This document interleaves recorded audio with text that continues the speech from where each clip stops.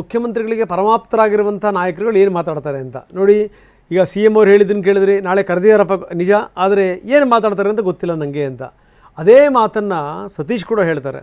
Agenda ಗೊತ್ತಿಲ್ಲ, ಆದರೆ ಮುಹೂರ್ತ ಎಲ್ಲೋ ಫಿಕ್ಸ್ ಆಗೋ ಸಾಧ್ಯತೆಗಳಿದೆ. ಮುಹೂರ್ತ ಫಿಕ್ಸ್ ಆಗಿದೆ, ನಾಳೆ ಬೆಳಗ್ಗೆ 11 ಗಂಟೆಗೆ. ಸತೀಶ್ ಜಾರಕಿಹೊಳಿ ಅವರ ಹೇಳಿಕೆ ಇದು.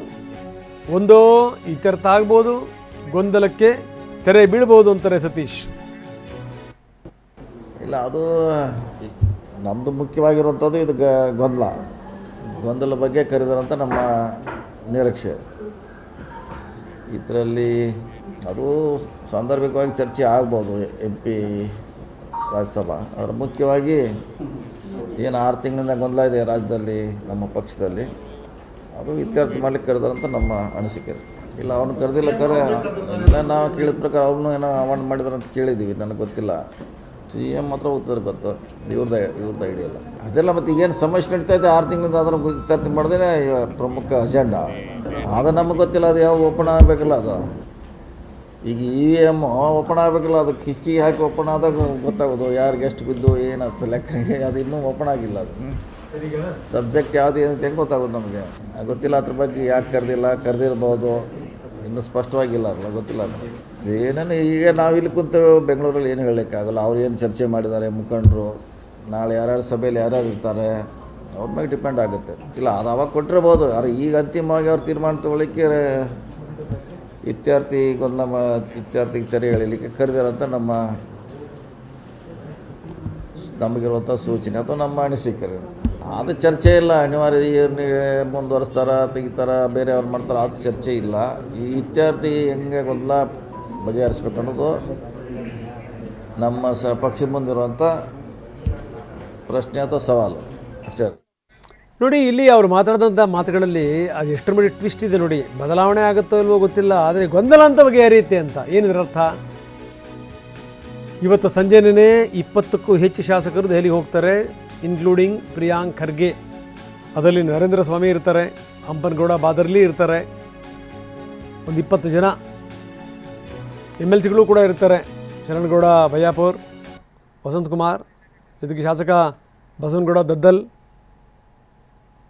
ಇವರೆಲ್ಲರೂ ಕೂಡ ದೆಹಲಿಗೆ ಹೋಗ್ತಿರೋದು 20 ಜನ. ಮುಖ್ಯಮಂತ್ರಿಗಳು ಉಪಮುಖ್ಯಮಂತ್ರಿಗಳು ಹೋಗೋದ್ರಲ್ಲಿ ಒಂದು ಅರ್ಥ ಇದೆ.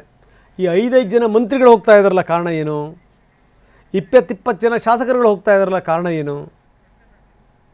ಸೊ ಇದು ಸಂಗತಿ.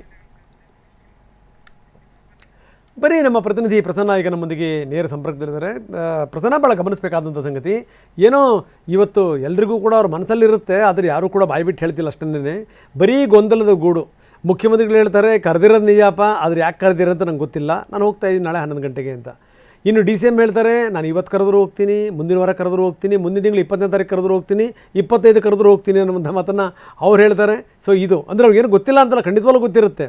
ಇದೆಲ್ಲದರ ಜೊತೆಗೆ ಒಬ್ಬೊಬ್ಬ ಮಂತ್ರಿಗಳು ಕೂಡ ಒಂದೊಂದು ರೀತಿಯಲ್ಲಿ ಮಾತಾಡ್ತಾ ಇದ್ದಾರೆ. ನಾಯಕತ್ವ ಬದಲಾವಣೆ ಆಗುತ್ತೋ ಇಲ್ವೋ ಗೊತ್ತಿಲ್ಲ, ಆದರೆ ಗೊಂದಲ ಅಂತೂ ಗ್ಯಾರಂಟಿ ಬಗೆಹರಿಯುತ್ತೆ, ನಾಳೆ ಅದಕ್ಕೆ ಮುಹೂರ್ತ ಫಿಕ್ಸ್ ಆಗಿದೆ ಅನ್ನುವಂಥ ಮಾತನ್ನು ಸತೀಶ್ ಜಾರಕಿಹೊಳಿ ಹೇಳ್ತಾರೆ. ಜೊತೆಗೆ ಏನಂದರೆ ಅವರೂ ಸೇರಿದಂತೆ ಒಂದು 5-6 ಜನ ಹಿರಿಯ ನಾಯಕರುಗಳು ಕೂಡ ಹೋಗ್ತಾ ಇದ್ದಾರೆ. ಇದೆಲ್ಲದರ ಜೊತೆಗೆ ನಾವೇನು ಕಡಿಮೆ ಅಂತ ಒಂದು 20 ಜನ MLAಗಳು ಕೂಡ ಹೊರಟಿರುವಂಥದ್ದು. ಒಟ್ಟು ಅವರವರ ವಲಯದಲ್ಲಿ ಅವ್ರದ್ದೇ ಆದಂಥ ಚರ್ಚೆಗಳು ಬಹಳ ಜೋರಾಗಿದೆ. ಏನಂತೀರಿ?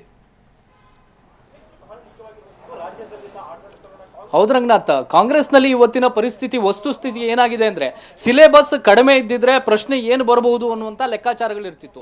ಇದು ಸಿಲೆಬಸ್ಗಳು ಗೊಂದಲಮಯವಾದಂತಹ ಸಿಲೆಬಸ್ಗಳ ಸಂಖ್ಯೆ ದೊಡ್ಡದಾಗಿಬಿಟ್ಟಿದೆ. ಹೀಗಾಗಿ ಪ್ರಶ್ನೆ ಪತ್ರಿಕೆ ಇನ್ನೂ ಕೂಡ ಮುಚ್ಚಿದ ಲಕೋಟಿಯಲ್ಲಿ ಇದ್ರೂ ಕೂಡ ಗೆಸ್ ಪೇಪರ್ಗಳ ಸಂಖ್ಯೆ ಹೆಚ್ಚಾಗಿದೆ. ಈಗ ಸತೀಶ್ ಜಾರಕಿಹೊಳಿ ಅವರು ಹೇಳಿದ ಹಾಗೆ ನಾಳೆ ಒಂದು ಮುಹೂರ್ತ ಫಿಕ್ಸ್ ಆಗಿದೆ ಅನ್ನುವಂಥದ್ದು ಎಲ್ಲ ಶಾಸಕರ ನಡುವೆ ನಡೀತಾ ಇರುವಂತಹ ಚರ್ಚೆ.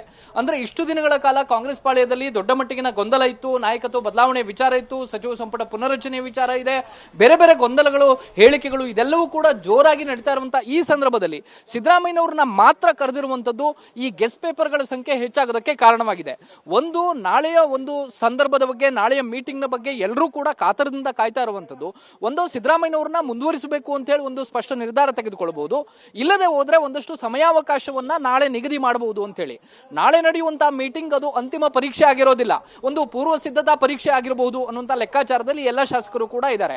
ಡಿ ಕೆ ಶಿವಕುಮಾರ್ ಅವರ ಪಾಳ್ಯ ಇದೇ ಲೆಕ್ಕಾಚಾರದಲ್ಲಿದೆ. ಅಂದ್ರೆ ನಾಳೆ ಮುಖ್ಯಮಂತ್ರಿಗಳನ್ನ ಕರೆದು ಆ ಒಂದು ಮೈಂಡ್ ಸೆಟ್ ಮಾಡ್ಕೊಳ್ಳೋದಕ್ಕೆ ಅಥವಾ ಆ ರೀತಿಯ ಒಂದು ವೇದಿಕೆಯನ್ನ ಕ್ರಿಯೇಟ್ ಮಾಡ್ಕೊಳ್ಳೋದಕ್ಕೆ ಹೈಕಮಾಂಡ್ ಈ ಸಭೆಯನ್ನ ನಡೆಸ್ತಾ ಇದೆ ಅನ್ನುವಂಥದ್ದು ಡಿ ಕೆ ಶಿವಕುಮಾರ್ ಅವರ ಪಾಳ್ಯ ಹಾಕೊಂಡಂತ ಲೆಕ್ಕಾಚಾರ. ಸಿದ್ದರಾಮಯ್ಯನವರಿಗೂ ಸೇರಿದಂತೆ ಯಾವ ನಾಯಕರಿಗೂ ಕೂಡ ಇದರ ಬಗ್ಗೆ ಒಂದು ಸ್ಪಷ್ಟ ಚಿತ್ರಣ ಇಲ್ಲ. ಯಾಕೆಂದ್ರೆ ನಾಯಕತ್ವ ಬದಲಾವಣೆ ವಿಚಾರವನ್ನ ಚರ್ಚೆ ಮಾಡಬೇಕು ಅಂತಂದ್ರೆ ಅದು ಕೇವಲ ಸಿದ್ದರಾಮಯ್ಯನವರ ಉಪಸ್ಥಿತಿಯಲ್ಲಿ ಸಾಧ್ಯ ಆಗೋದಿಲ್ಲ. ರಾಜ್ಯಸಭೆಯ ವಿಚಾರ, ರಾಜ್ಯಸಭೆ ಸೀಟುಗಳ ಹಂಚಿಕೆ ವಿಚಾರ ಅಂದ್ರೆ ಅದಕ್ಕೆ ಡಿ ಕೆ ಶಿವಕುಮಾರ್ ಅವರ ಅಭಿಪ್ರಾಯ. ಪ್ರಸನ್ನ, ನೀವು ಆರಂಭದಲ್ಲಿ ಒಂದು ಮಾತನ್ನು ಹೇಳಿದ್ರಿ, ಈ ಪ್ರಶ್ನೆ ಪತ್ರಿಕೆ ಏನು ಎತ್ತ ಸಿಲೆಬಸ್ ಕಡಿಮೆ ಇದೆ ಒಪ್ಕೊಳ್ಳೋಣ, ಪ್ರಶ್ನೆ ಪತ್ರಿಕೆ ಅದಿನ್ನೂ ಕೂಡ ಮುಚ್ಚಿದ ಲಕೋಟೆನಲ್ಲಿದೆ ಅಂತ. ಈ ನೀಟ್ ಪೇಪರ್ಗಳು ಲೀಕ್ ಆದಂಗೆ ಕೆಲವರಿಗೆ ಮಾತ್ರ ಹೋಗಿರ್ಬೋದನ್ನ ಪ್ರಶ್ನೆಗಳು ಏನು ಎತ್ತ ಅಂತ ಹೇಳಿ ಅಂತ, ಅದನ್ನು ಕೂಡ ನಾವು ಅಲ್ಲಗಳೆಯಂಗಿಲ್ಲ ಅದನ್ನು. ಯಾಕಂದರೆ ರಾಜಕಾರಣ ಯಾವ ಸಂದರ್ಭದಲ್ಲಿ ಏನಾಗುತ್ತೆ ಏನು ಎತ್ತ ಅಂತ ಹೇಳಲಿಕ್ಕೆ ಸಾಧ್ಯವಿಲ್ಲ. ಇದೆಲ್ಲದರ ಜೊತೆಗೆ ಏನೂ ಗೊತ್ತಿಲ್ಲದೇ ಸುಮ್ಮನೆ ಹೋಗ್ಲಿಕ್ಕಂತೂ ಸಾಧ್ಯ ಇಲ್ಲ. ಅಥವಾ ನಾಳೆನೇ ಬದಲಾವಣೆ ಆಗಿಬಿಡುತ್ತೆ.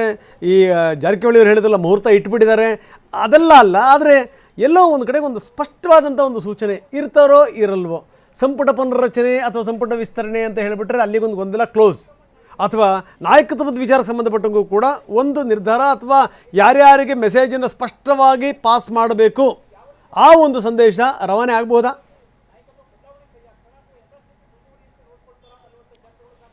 ರಂಗನಾಥ್, ನಾಳೆಯ ಸಭೆಯಲ್ಲಿ ಯಾರ್ಯಾರು ಇರ್ತಾರೆ ಅನ್ನೋದ್ರ ಆಧಾರದ ಮೇಲೆ ಇದು ನಿಂತಿದೆ.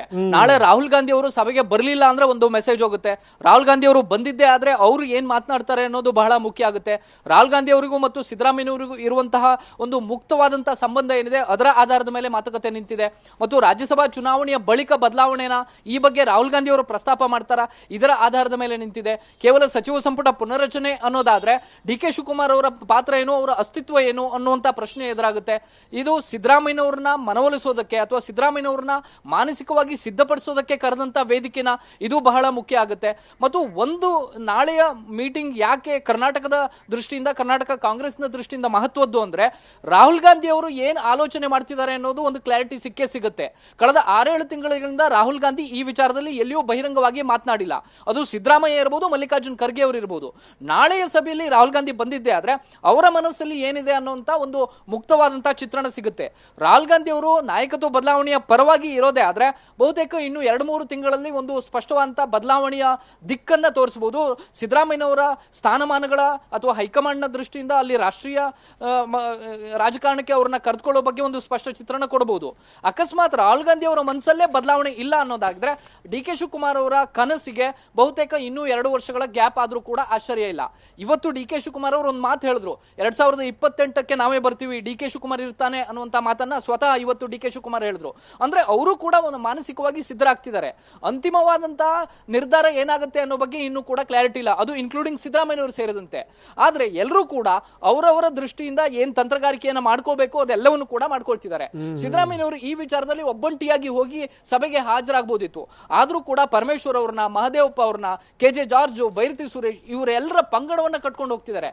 ಅಂದ್ರೆ ಅಕಸ್ಮಾತ್ ನಾಳೆ ಬದಲಾವಣೆಯ ಮುನ್ಸೂಚನೆ ಏನಾದ್ರೂ ರಾಹುಲ್ ಗಾಂಧಿ ಬಂದು ಅವರು ಪ್ರಸ್ತಾಪ ಮಾಡಿದ್ದೆ ಆದ್ರೆ ಅದಕ್ಕೆ ತಂತ್ರಗಾರಿಕೆಯ ಭಾಗವಾಗಿ ಸಚಿವರ ಪ್ರಸ್ತಾಪ ಆಗುತ್ತೆ. ಅಂದ್ರೆ ಏನ್ ಹೇಳಬೇಕು ಅದನ್ನ ಸಚಿವರ ಬಾಯಿಂದ ಹೇಳಿಸುವಂತ ಪ್ರಯತ್ನಗಳನ್ನ ಸಿದ್ದರಾಮಯ್ಯನವರು ನಾಳೆ ಮಾಡಬಹುದು. ಇಲ್ಲದೆ ಹೋದ್ರೆ ಕೇವಲ ರಾಜ್ಯ ರಾಜಕಾರಣದ ವಿಷಯ, ಸಚಿವ ಸಂಪುಟ ಪುನರ್ರಚನೆಗೆ ಮತ್ತು ರಾಜ್ಯಸಭಾ ಸೀಟುಗಳ ಹಂಚಿಕೆಗೆ ಮಾತ್ರ ವಿಷಯ ಸೀಮಿತ ಆಗಿದ್ದೆ ಆದ್ರೆ ಕರ್ನಾಟಕದ ರಾಜಕಾರಣದ ದಿಕ್ಕು ದೆಸೆ ನಾಳೆ ಮತ್ತೆ ಬದಲಾಗುವಂತ ಸಾಧ್ಯತೆಗಳಿದಾವೆ. ಸಿದ್ದರಾಮಯ್ಯನವರ ಕಾನ್ಫಿಡೆನ್ಸ್ ಮತ್ತಷ್ಟು ಬೂಸ್ಟ್ ಆಗಬಹುದು. ಹೀಗಾಗಿ ನಾಳೆಯ 11 ಗಂಟೆ ಸತೀಶ್ ಜಾರಕಿಹೊಳಿ ಹೇಳಿದ ಹಾಗೆ ಒಂದು ಒಳ್ಳೆ ಮುಹೂರ್ತ ಅಂತ ಹೇಳ್ಬಹುದು. Yes Prasanna, thank you very much. ಯಾರ್ಯಾರ ಸಿದ್ಧತೆಗಳೇನು, ಯಾರ್ಯಾರ ಬದ್ಧತೆಗಳೇನು ನಾಳೆ ತುಂಬ ಚೆನ್ನಾಗಿ ಗೊತ್ತಾಗುತ್ತೆ. ಆದರೆ ಒಂದು ಮಾತ್ರ ನಿಜ, ಈ ಜಾರಕಿಹೊಳಿ ಅವರು ಹೇಳ್ದಂಗೆ ನಾಳೆ ಒಂದು ಸ್ಪಷ್ಟವಾದಂಥ ಒಂದು ಸೂಚನೆ ಸಿಗುತ್ತೆ ಅಂತ.